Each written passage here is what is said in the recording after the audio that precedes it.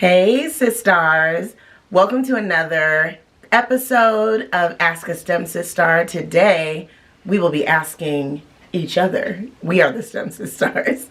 No special guests today. I am going to be chatting with my sister, Ami. Hi guys.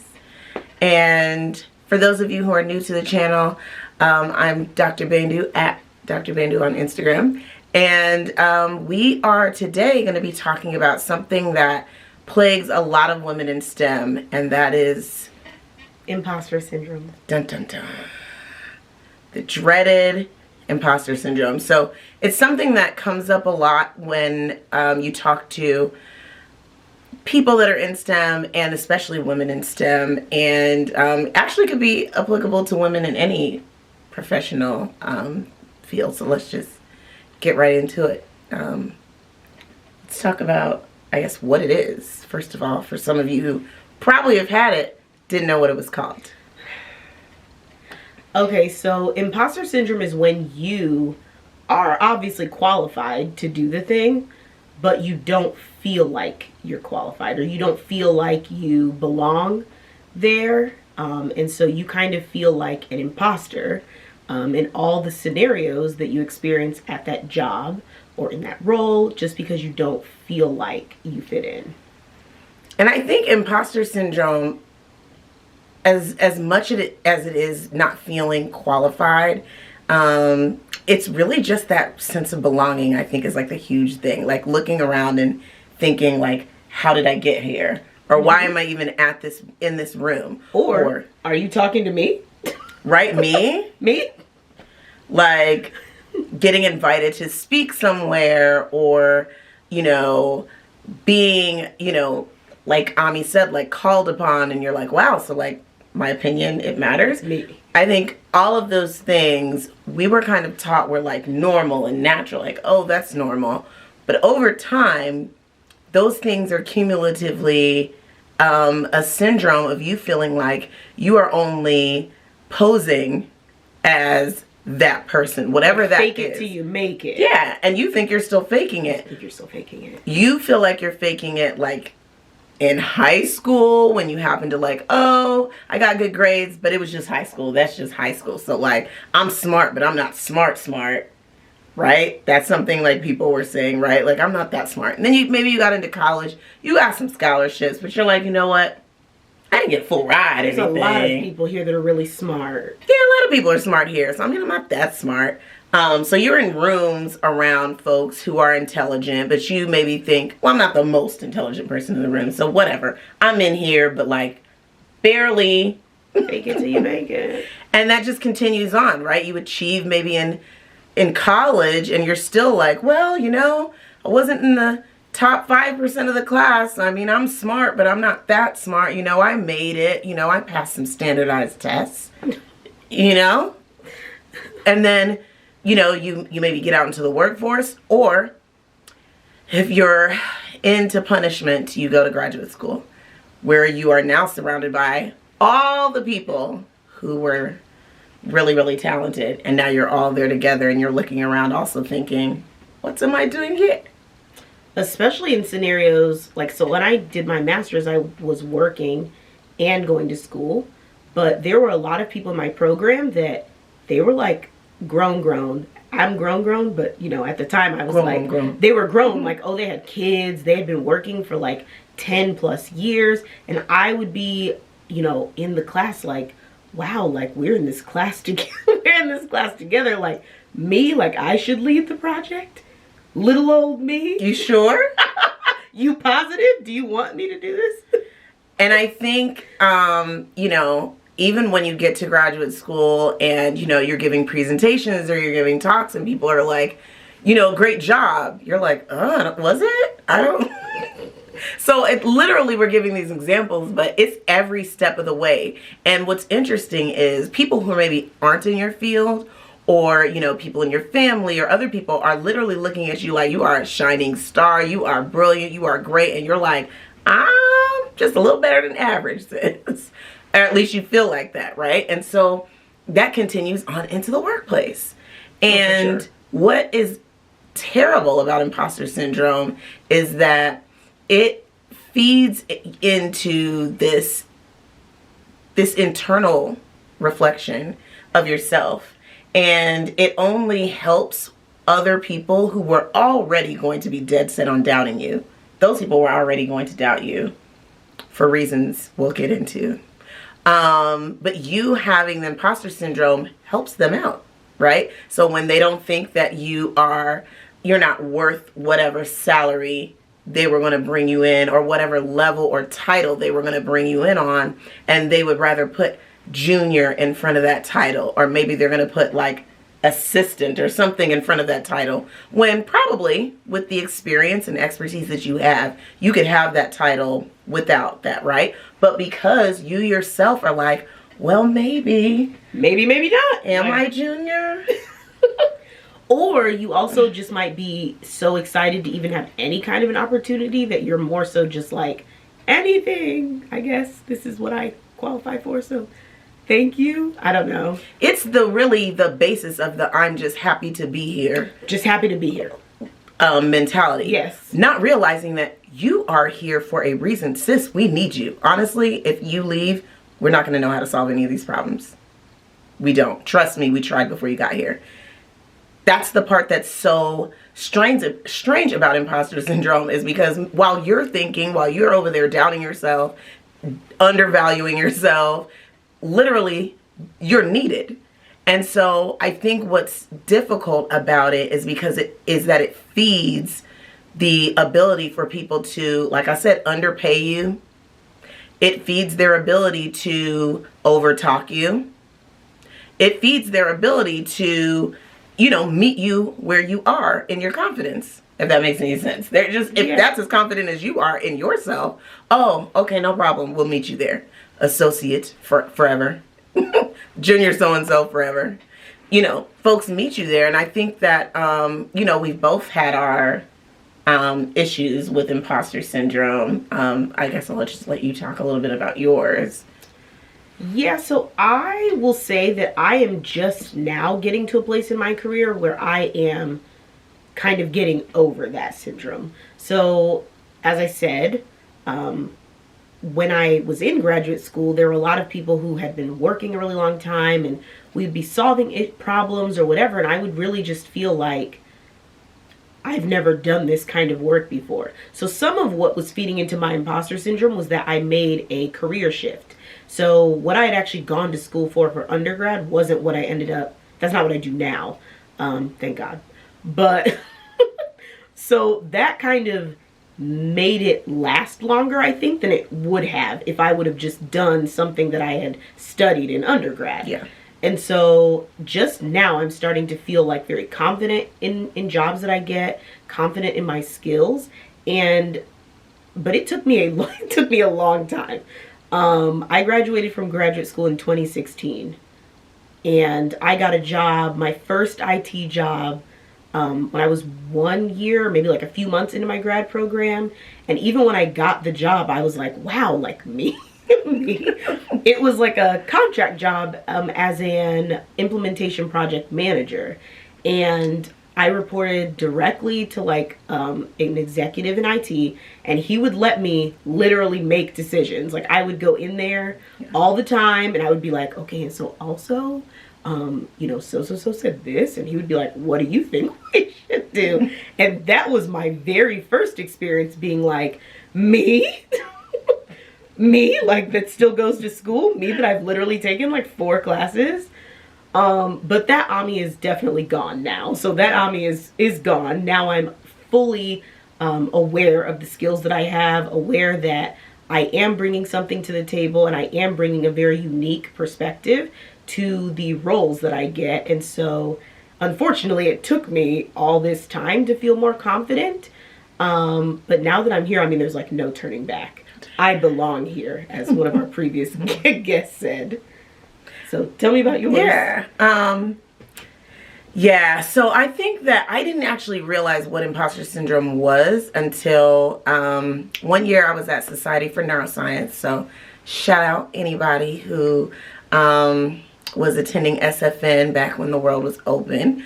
But I was one of the NSP scholars. You know, if you're into neuroscience, you know what that is. They have like a group that kind of supports minoritized, so-called minoritized students in neuroscience. And even applying for that program or even attending SFN at first was intimidating. And I think a lot of imposter syndrome comes from like intimidation and situations seeming out of your breath. Like, this is something that I don't know if I'm ready for. And shout out to, I want to call attention to you mentioning a person who let you make decisions. So those are the people that actually get you out of your imposter syndrome, right? And I remember being at a breakfast at SFN, and the speaker actually talking about imposter syndrome, and she started describing what it was, and I was like, well, yeah, I'm having this. Wow,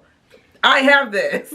And it was literally a room full of, you know, folks that were getting their PhDs in neuroscience or had their PhDs in neuroscience.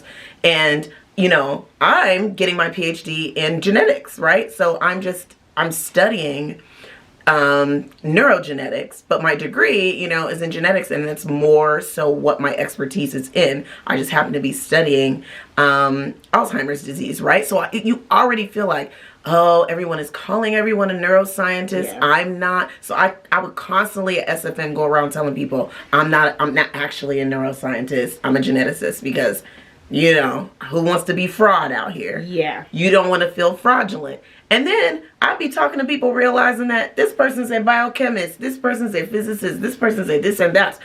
So it's not all of you that even, you know, are getting this degree in neuroscience, but like you just in your mind, you created that scenario in your mind that everybody is so this and this and that, and you don't feel like you belong. And I left that breakfast feeling like, listen, if I submitted an abstract and they accepted it at SFN, if they accepted me to do a poster presentation at SFN, then I belong at SFN. If they accepted me to be in this program at SFN, then I belong at SFN. I'm going to be here eating up on the food with my little tag and, you know, making connections with people and talking with people. And that's when I really was like, I had imposter syndrome, but it's gone now.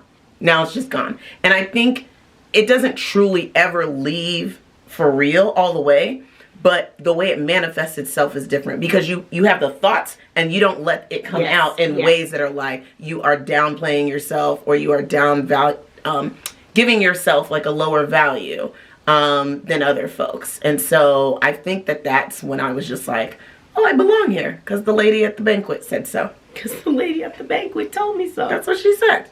I mean, definitely what the turning point for me is when I now joined a team of developers, and, you know, I kind of felt like, okay, this has taken what I was doing previously at a nonprofit up a notch. Like, this is like way more intense than what I was doing at a nonprofit when I was the only one doing this. But what I quickly learned, because I definitely felt uncomfortable at first, or I definitely was downplaying, you know, the skills that I had. But what I quickly realized is I'm the only person here who like went to graduate school. So even though a lot of people here, you have like maybe like work experience or whatever, but that advanced level of like education, I have that. And so I feel like I'm definitely qualified to make a lot of these decisions about whatever it is that we're doing. I'm qualified. And so that helped, because I got to see that there are people who don't have the level of qualifications that I have, and somehow they are belonging, or somehow they are, you know, faking it until they make it or whatever. And they're going further in their career. And so I decided, you know what? I'm lit. It's lit. I can definitely insert myself or assert myself here, and I'm going to own the qualifications that I have, and I'm going to start making a difference. The minute that happened, my career has literally like, it just like has been amazing since then. Yeah.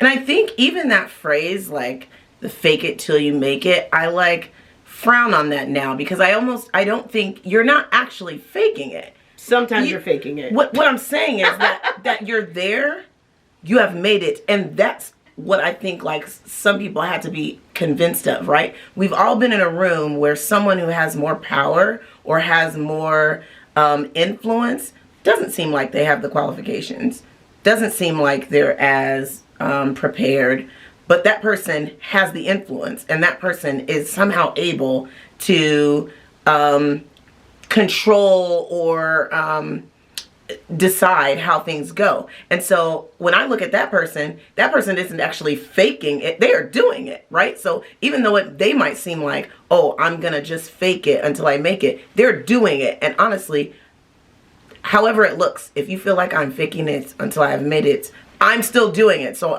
you're not actually faking it. And so I think even just getting into the place where you realize like you're currently doing it. Like whatever it is you prepared for, you trained for, you entered school for, that's what you're doing now.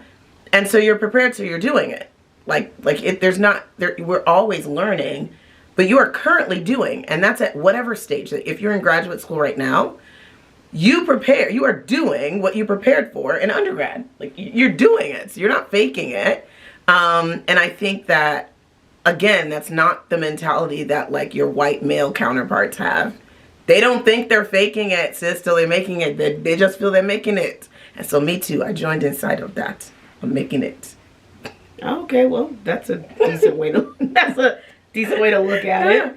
I'm very happy that I've gotten over it, or I've not let it hold me back anymore. And it, like you said before about having a person who allows you to make those decisions. So shout out to all the managers or all the leaders who do that for their team, like people who actually want to empower their team to make those decisions, because that is how you get people out of that. And so if I never had that initial manager that treated me like that, I would have never really known, first of all, what I liked in a manager, what I liked or needed from a leader, and then second of all, like what I even needed to grow into the person that I am today. Because when you have a micromanager, that is actually the opposite.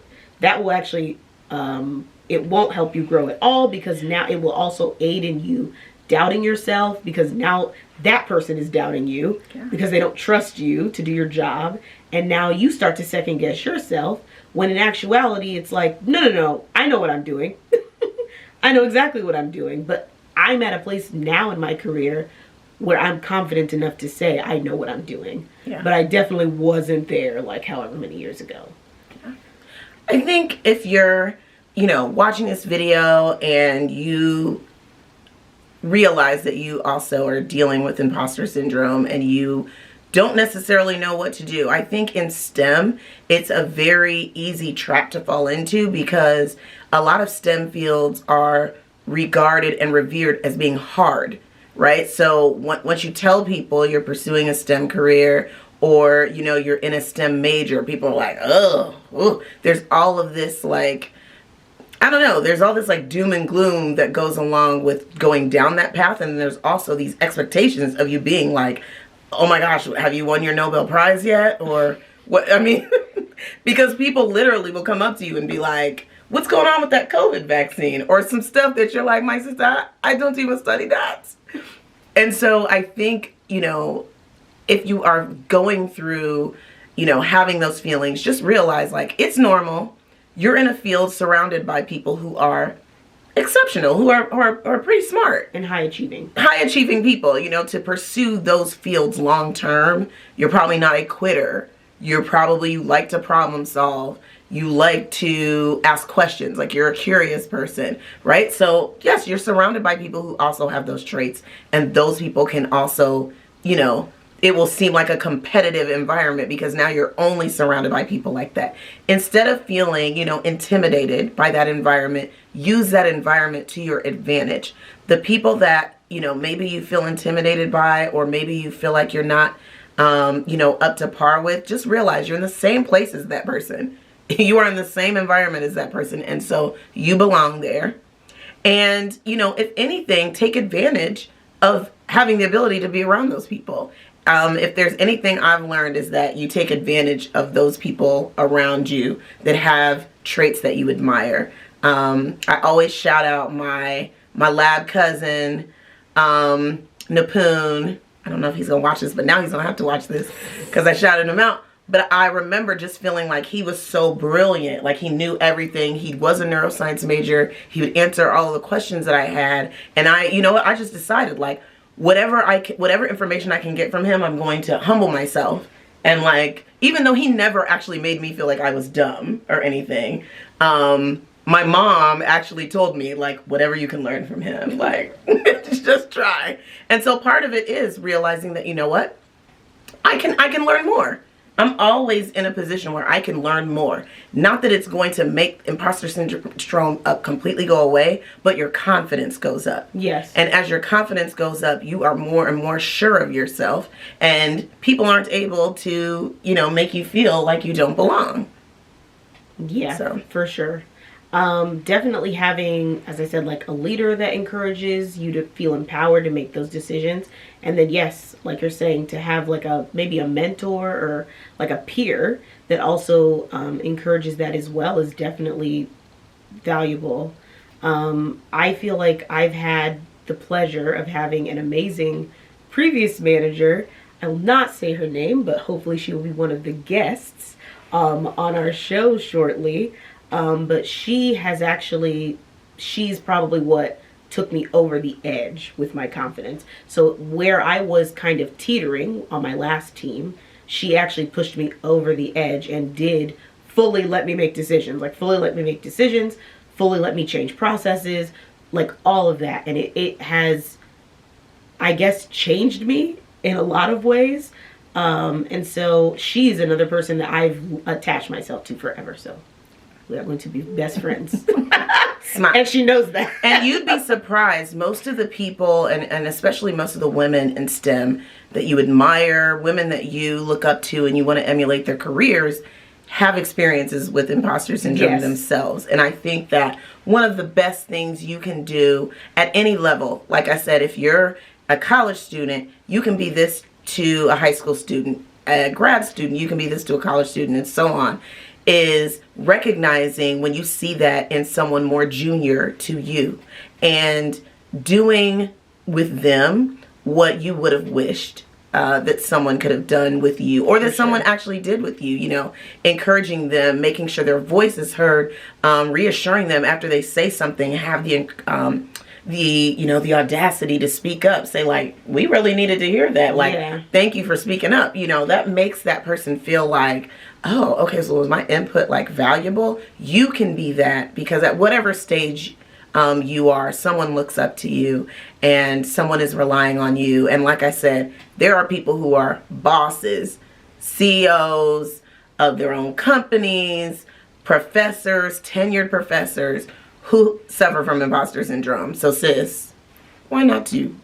Why not? We all have it. Everybody has it. It's just really how you deal with it, and how you're willing to make sure that it doesn't affect your progress, and it doesn't actually affect what you're able to achieve, and that it doesn't affect as many people who come up behind you, which I'm sure is what your boss is trying to do. She's doing a great job. So awesome. Well, we hope that we touched on some of the topics that come up when thinking about imposter syndrome. If you've gone through dealing with imposter syndrome, or you're suffering from it now, leave us a comment and let us know how you got over it, how you're dealing with it right now. Or if you have been a mentor to someone, let us know how you kind of helped them overcome their imposter syndrome. Leave us a note in the comments. Please, please, please hit that subscribe button and hit like on this video if you so choose. Look forward to seeing you all in the next video. Follow us on Instagram at STEMsistars and at Dr. Bandu. At Salon Princess 23. And we'll see you guys in the next video.